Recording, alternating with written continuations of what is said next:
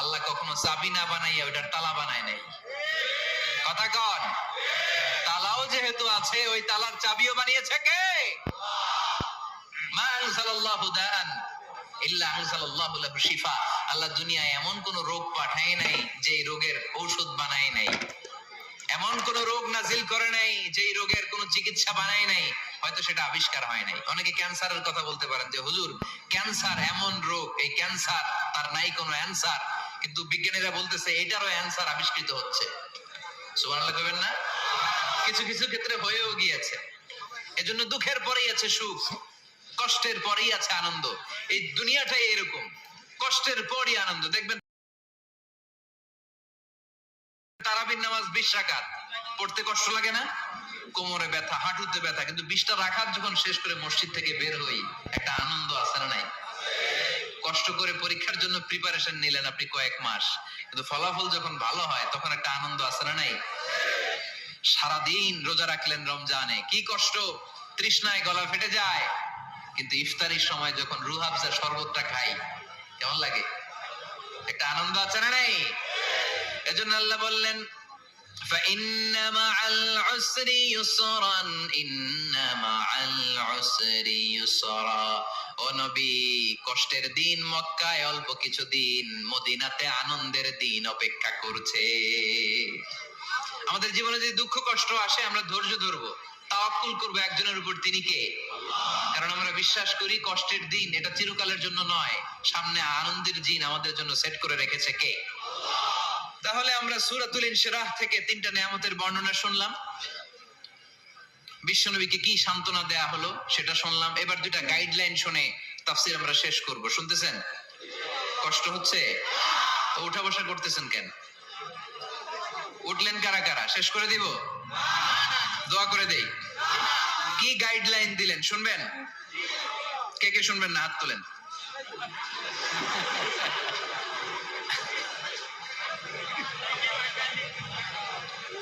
কষ্ট হইতেছে? গরম লাগতেছে না? আমিও ঘামতেছি আপনাদের সাথে সাথে। অনেক গ্যাদারিং হয়ে গেছে। আসেন আল্লাহর নামে 3টা তাকবীর দেই, তারপর কোন 2টা গাইডলাইন তিনি বিশ্বনবীকে দিলেন ওই নির্দেশনা বাণীটুকু শুনে আজকে আমরা বিদায় নিব। আওয়াজ করে পড়তে হবে লিল্লাহে তাকবীর, লিল্লাহে তাকবীর, লিল্লাহে তাকবীর। গাইডলাইন নাম্বার 1, ফাইদা ফারাগতা ফানসাব। নবী আপনি যখন অবসর হন আপনি ইবাদতে মশগুল হন। ফানসাব ফিল ইবাদা, তাফসীর ইবনে কাসিরে এসেছে আপনি ইবাদতে মশগুল হন যখন আপনি অবসর পান। অবসর আল্লাহর দেয়া বড় নিয়ামত, এটা বিশ্বাস করেন? অবসর কিন্তু নিয়ামত। আমরা অনেকেই অবসর সময়কে কাজে লাগাই না, কিন্তু অবসর চলে যাওয়ার পরে যখন ব্যস্ত হয়ে পড়ি তখন বলি হায় রে অবসরটা যদি কাজে লাগাইতাম। পরীক্ষার পরে 3 মাস ছুটি ছিল, এই 3 মাস অবসরে যদি পড়তাম তাইলে তো আজকে ভার্সিটিতে চান্স পেয়ে যেতাম, ঠিক কি না? এজন্য বিশ্বনবীর আল্লাহ বললেন নবী ফাইদা ফারাগতা ফানসাব ওয়া ইলা রাব্বিকা ফারগাব। মাদানী জীবনে, মাক্কি জীবনে, দাওয়াতি কার্যক্রমের পরে, রাষ্ট্রীয় কার্যক্রমের পরে যখনই আপনি অবসর পাবেন তখনই আপনি ইবাদত করেন, তখনই বেশি বেশি আল্লাহর কাছে দোয়া করে। দোয়াটা খুব শক্তিশালী, কিন্তু আমরা অনেকে জানি না কি করে দোয়া করতে হয়। সিনসিয়ার দোয়া ইজ লাইক এ মিসাইল। আপনারা প্রায় পত্রিকায় শুনবেন আমেরিকা অমুক দেশে মিসাইল হামলা করেছে, শুনছেন? মিসাইল হামলা এমন হামলা কত সেন্টিমিটার বেগে যে কোন জায়গায় অ্যাটাক করবে, যেখানে মারার কথা ওখানে পড়বে। ঠিক দোয়াটা হচ্ছে মিসাইলের মতো। আপনি যদি দোয়ার মতো দোয়া করতে জানেন ওই দোয়াটাও জায়গা মতো যে ভেদ করবে। চিল্লা এখন ঠিক কিনা? কিন্তু আমরা দোয়া করতে জানি না, কি করে দোয়া করতে হয় এটা জানি না। বিশ্বনবীকে আল্লাহ বললেন নবী ফাইদা ফারাগতা ফানসাব, যখন আপনি অবসর হবেন তখন আপনি দোয়া করেন, আল্লাহর কাছে চান। বেশি বেশি চাইলে খুশি হয় কে? তার মানে প্রথম ঘোষণা হলো ফাইদা ফারাগতা ফানসাব। প্রথম নির্দেশনা হলো নবী যখনই আপনি অবসর পাবেন ইবাদত করবেন এবং দোয়া করবেন, বেশি বেশি আল্লাহর কাছে চাইবেন। 2 নাম্বার দিক নির্দেশনা হলো ওয়া ইলা রাব্বিকা ফারগাব, সব সময় আপনি আপনার আল্লাহর দিকে মনোনিবেশ করবেন। বিপদে পড়লে ডাকবো কারে? আমাদের অসুস্থতাকে সুস্থতায় পরিণত করে দিতে পারে কে? চাকরির জন্য পাগল পারা, চাকরি নাই, চাকরির ব্যবস্থা করে দিতে পারে কে? বিদেশে যেতে মনে চায়, পাসপোর্ট দিয়ে রেখেছি, ভিসা নাই, ভিসা লাগাই দিতে পারে কে? কিন্তু আমরা দুঃখ, কষ্ট, বেদনা কিছু একটা হইলেই সবার আগে আল্লাহরে শেয়ার করার আগে ফেসবুকে শেয়ার মাইরা দেই। আছে না নাই? আপনাদের ফেসবুকে অ্যাকাউন্ট আছে নাকি? কার কার আছে দেখি?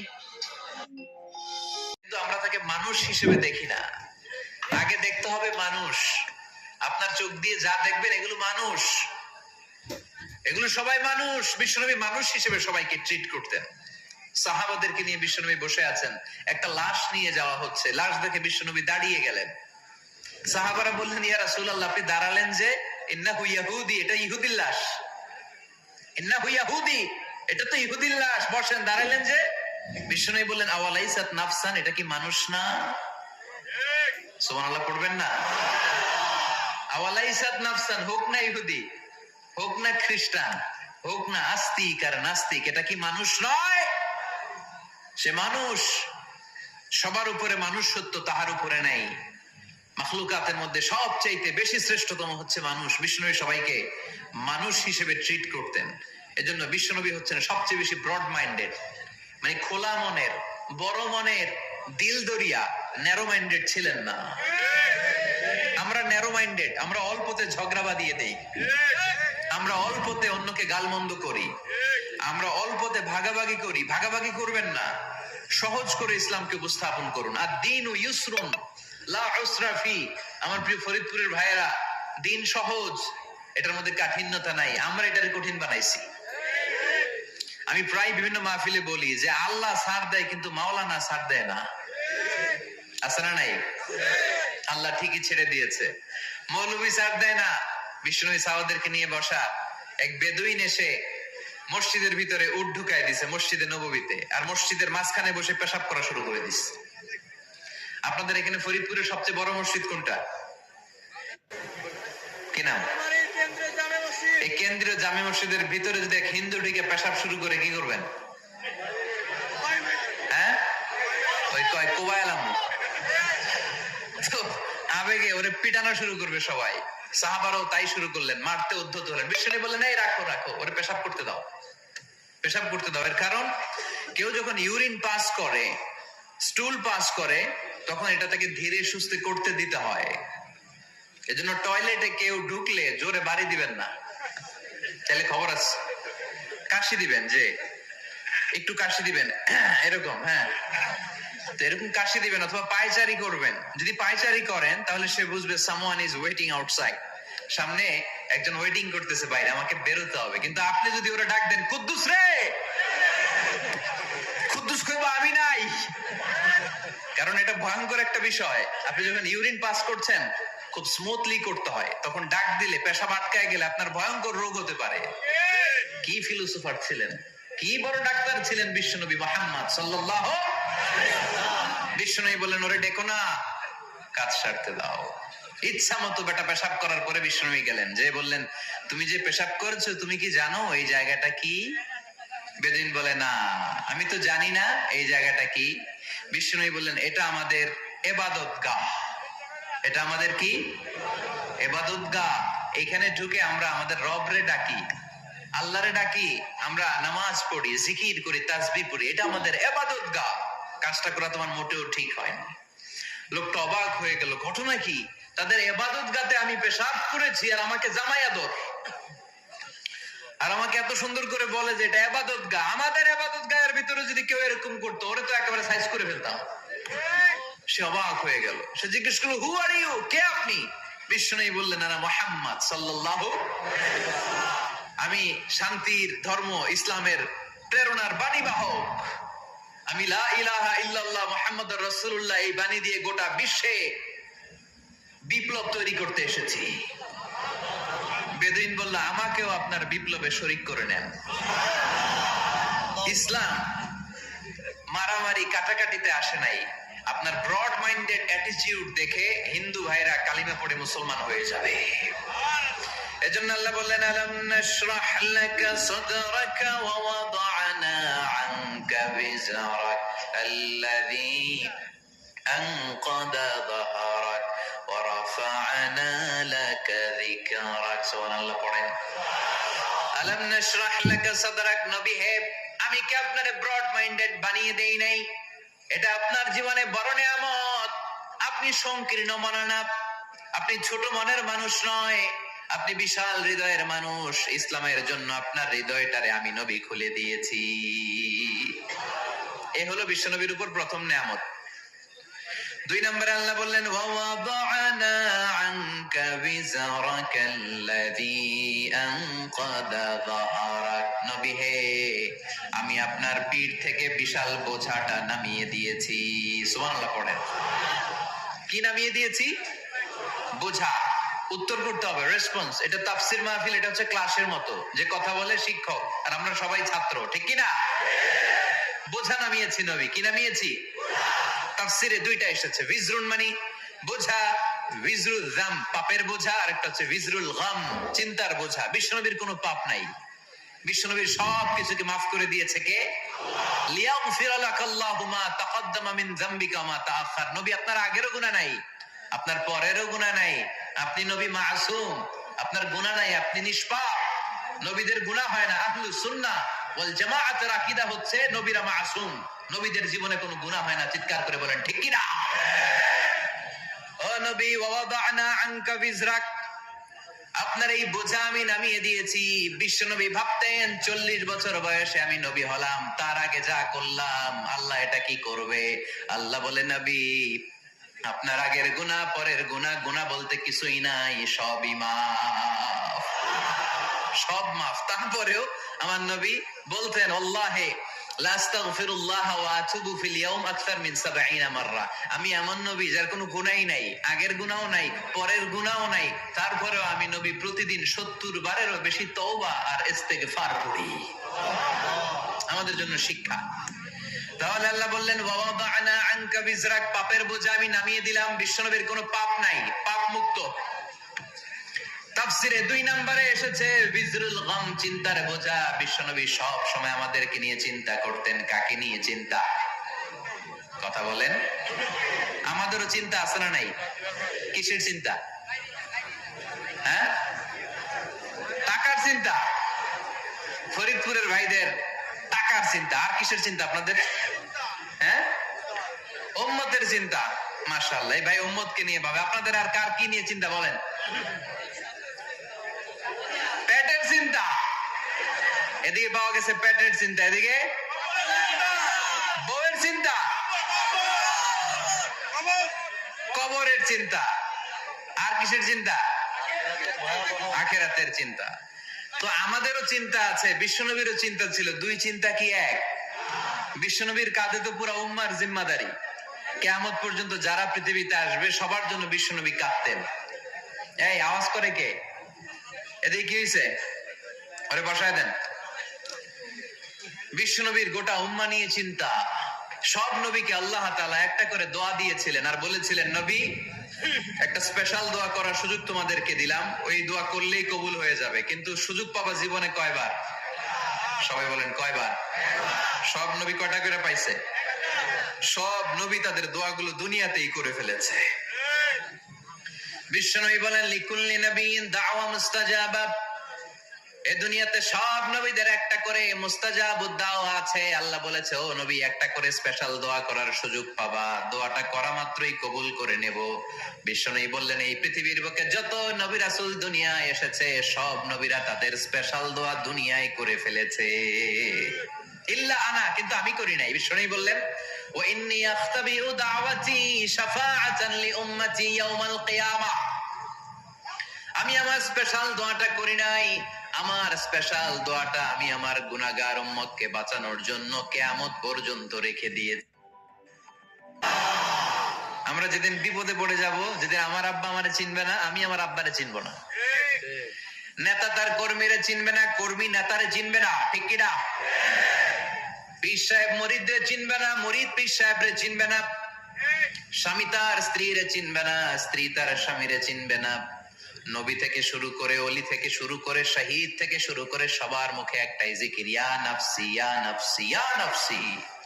আকাশের সূর্যটা যেদিন মাথার কাছে চলে আসবে, জমিনটা তামার জমিন হয়ে যাবে, সূর্যের তাপে মাথার মগজগুলো ভাতের মাড়ের মতো গলে গলে নাকের ছিদ্র কানের ছিদ্র দিয়ে টপ টপ করে বেয়ে বেয়ে নিচে পড়বে। ওই কঠিন দিনে কেউ কাউরে চিনবে না। বিষ্ণু বললেন, ওই দোয়াটা আমি দুনিয়ায় করি নাই। আমি বদরের যুদ্ধে মার খেয়েছি, উহুদের যুদ্ধে দাঁত ভেঙেছি, আমি না খেয়ে পেটে পাথর বেঁধেছি। আমি যদি ওই দিন দোয়া করতাম, আল্লাহ দোয়া কবুল করে নিত, জান্নাতি খাবার দিয়ে দিত, আমার মায়ের খাওয়া লাগতো না, তায়েফে আমার রক্ত ঝরতো না, দোয়া করলেই কবুল। কিন্তু ওই দোয়াটা আমি দুনিয়ায় করি নাই। ওই দোয়াটা আমার জন্য, আপনার জন্য, আমাদের জন্য বিশ্বনবী জমা রেখে দিয়েছে। এজন্য বিশ্বনবীর চিন্তা আর আমাদের চিন্তা এক চিন্তা না। বিশ্বনবীর পুরা উম্মতের চিন্তা, কিয়ামত পর্যন্ত যত মানুষ আসবে সবাই আমার উম্মত, না জানি তাদের নসিবে কি হয়ে যায়। এই চিন্তার বোঝা বিশ্বনবীকে কাবু করে ফেলেছিল। আল্লাহ বললেন, নবী নো টেনশন, কোনো টেনশন নাই, আপনার এই চিন্তার বোঝাকে আপনার পিঠ থেকে আমি আল্লাহ নিজ দায়িত্বে সরিয়ে নিলাম। এজন্য আল্লাহ বললেন, আলাম নাশরাহ লাকা সাদরাকা ওয়া ওয়াদা'না আনকা বিজরাক আল্লাযী আনকাদা যাহরাক। যেই চিন্তার বোঝা আপনাকে কষ্ট দেয়, যেই চিন্তার বোঝা আপনারে পেরেশান করে তোলে, আপনার পিঠ থেকে ওই চিন্তার বোঝা নবী আমি সরিয়ে নিলাম। কি দিয়ে সরিয়ে নিল? কোরআনের আলো দিয়ে। আওয়াজ করে বলতে হবে, কি দিয়ে? বিশ্বনবী মক্কায় দেখতেন মূর্তির পূজা হয়, আল্লাহর ঘরের ভিতরে 360টা মূর্তির পূজা। বিশ্বনবী দেখতে পেলেন দুর্বলের উপরে সবলের অত্যাচার। বিশ্বনবী দেখতে পেলেন নারীদেরকে অত্যাচার করা হয়। কন্যা সন্তান হলে বাবা তার মেয়েটাকে নিয়ে জঙ্গলের ভেতরে ঢুকে কিংবা মরুভূমির ভেতরে যে জীবিত দাফন করে দেয়। ওয়াইদাল মাউউদাতু সুইলাত ওয়াদুল বানাত। বিশ্বনবী এগুলো দেখতেন চারপাশে। দেখে এই পথহারা জাতিকে কিভাবে উদ্ধার করবেন, কি দিয়ে উদ্ধার করা যায়, এই টেনশনে বিশ্বনবীর পিঠ বাঁকা হয়ে গিয়েছিল। উপমা, বাঁকা হয়ে গিয়েছিল। বিশ্বনবী সব সময় পেরেশান থাকতেন। আল্লাহ বললেন, নবী টেনশনের দরকার নাই, হেরা গুহায় এমন একটা নূরের আলো দিয়ে আমি আপনারে আলোকিত করব, যার মাধ্যমে সব পেরেশানি দূর হয়ে যাবে। ألم نشرح لك صدرك ووضعنا عنك وزرك الذي أنقض ظهرك। আপনাকে পেরেশান বানিয়ে দেয় এরকম সব চিন্তার বোঝা আমি আল্লাহ সরিয়ে নিলাম। সুবহানাল্লাহ। দুইটা নেয়ামত শুনলাম, এবার 3 নম্বর নেয়ামত আল্লাহ বললেন, ওয়া রাফা'না লাকা যিকরাক। এটা মুখস্থ করতে হবে আজকে, আমার সাথে সাথে পড়েন, ওয়া রাফা'না লাকা যিকরাক।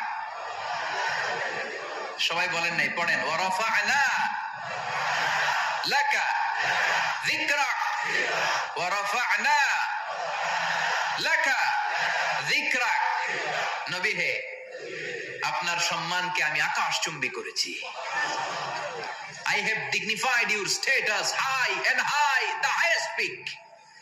আপনার মর্যাদা উঠাতে উঠাতে আকাশ বাতাস ছাপিয়ে সাত আকাশ কাঁপিয়ে আরশের উপরে নিয়ে গিয়েছি।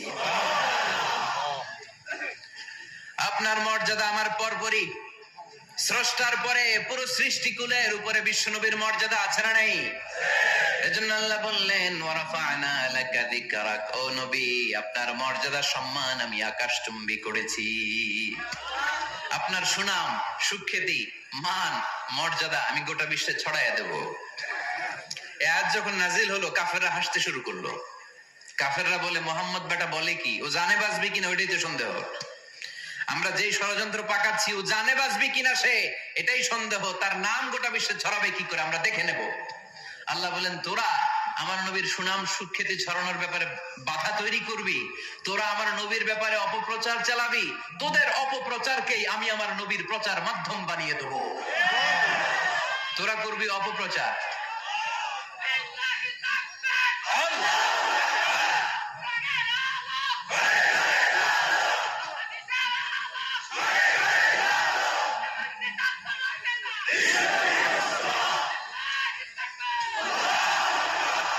তোদের অপপ্রচারকে আমি আমার নবীর জন্য প্রচার মাধ্যম বানিয়ে দেব।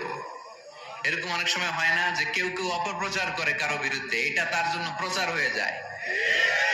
কেউ অপপ্রচার চালায়, আল্লাহর মেহেরবানিতে ওইটা তার পাবলিসিটি হয়ে যায়। তার আলাদা করে প্রচার বিভাগের টিম তৈরি করা লাগে না, তার বিরোধীরাই তার প্রচার বিভাগের কাজে নেমে পড়ে। বিশ্বনবী বললেন, তোরা আল্লাহ বললেন, তোরা আমার নবীর সুনাম সুখ্যাতিকে থামাবি, তোদের মাধ্যমে আমি বিশ্ব নবীর সুনাম সুখ্যাতি গোটা বিশ্বে বুলন্দ করে দেব।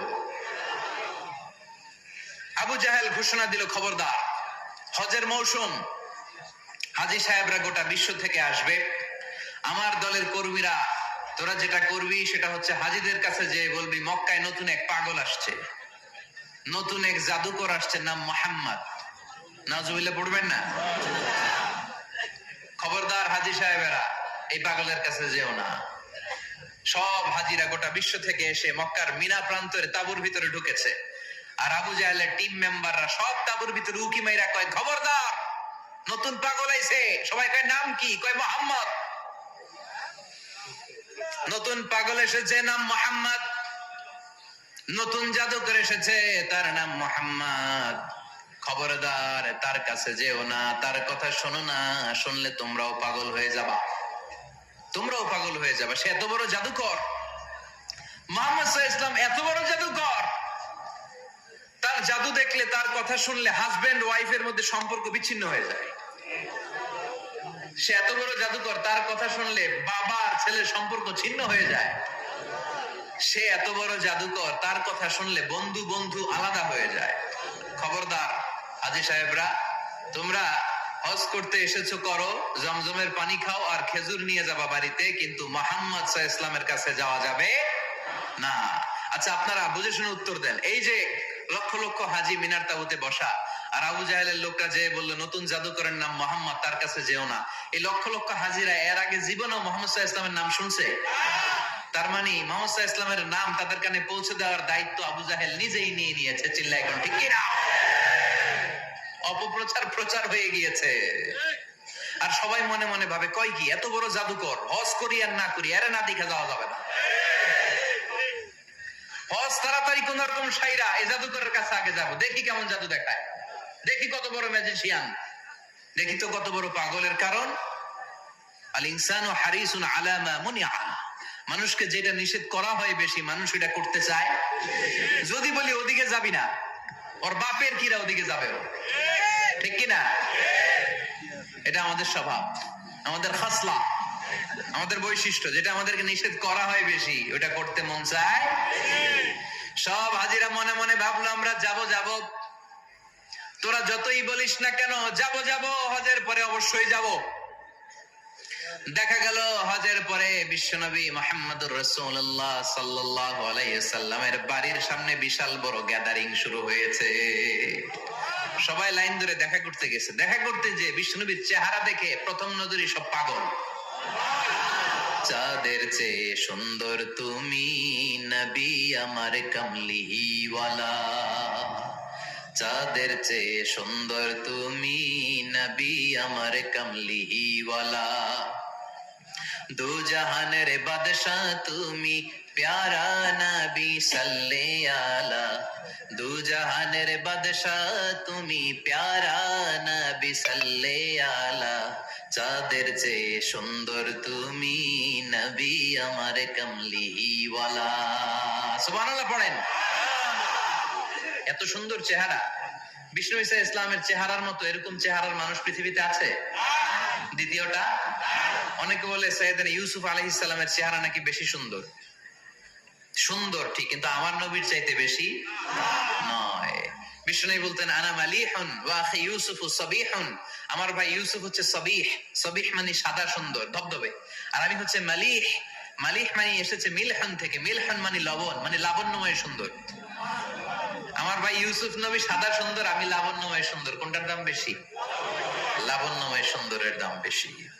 সাইয়েদনা ইউসুফ আলাইহিস সালামের চেহারা দেখে মিশরের মেয়েরা লেবু কাটতে যে বা কমলা কাটতে যে, আনার কাটতে যে, কমলা কাটতে যে আঙ্গুল কেটে ফেলেছিল। কোরআন তার সাক্ষী। ওয়া কাত্তা'না আইদিয়াহুন। আম্মা জান আয়েশা রাদিয়াল্লাহু তাআলা আনহা যখন এই ঘটনা শুনেছেন, তিনি মিশরের মেয়েদেরকে ডাক দিয়ে বলেছেন, ও মিশরের মেয়েরা, তোমরা ইউসুফ নবীর সৌন্দর্য দেখে লেবু কাটতে যে আঙ্গুল কেটেছো, আমার স্বামী প্যারা নবী মুহাম্মদ রাসূলুল্লাহর চেহারা যদি তোমরা দেখতা, তাহলে লেবু কাটতে যে আঙ্গুল নয়, কলিজাটা কেটে টুকরা টুকরা করে দিতা। আবার আম্মা জান আয়েশা বলতো, লাকুম শামসুন ওয়া লানা শামসুন, তোমাদের জন্য একটা সূর্য